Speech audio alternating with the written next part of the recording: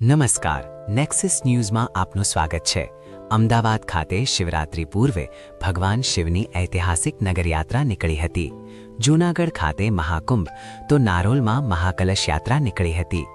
નારોલ કેદારનાથ મંદિર ખાતે આ રથયાત્રાનું આયોજન કરવામાં આવ્યું હતું, જે નારોલ, શાહવાડી અને લાંબામાં ઘણા વિસ્તારોમાં આશરે 10 કિમી સુધી આ નગરયાત્રાનું આયોજન કરવામાં આવ્યું હતું। હજારોની સંખ્યામાં મહિલાઓએ માથા પર કલશ લઈને ભગવાન શિવની ભક્તિ કરી હતી। હજારોની સંખ્યામાં ભાવિ ભક્તોએ આ શિવયાત્રા દર્શનનો લાભ લીધો હતો।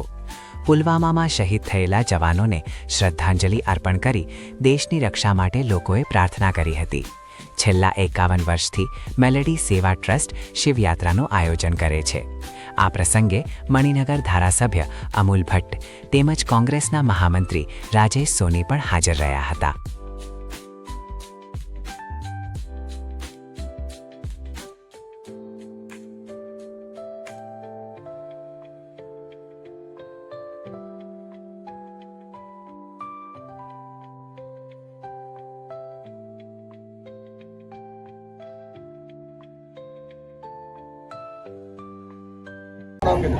મારું નામ તો રણછોડભાઈ, હું આ ટ્રસ્ટનો ટ્રસ્ટી છું। અમે દર વર્ષે કે અહીંયા છેલ્લા 51 વર્ષ, આજે 51 વર્ષ પૂરા થયા।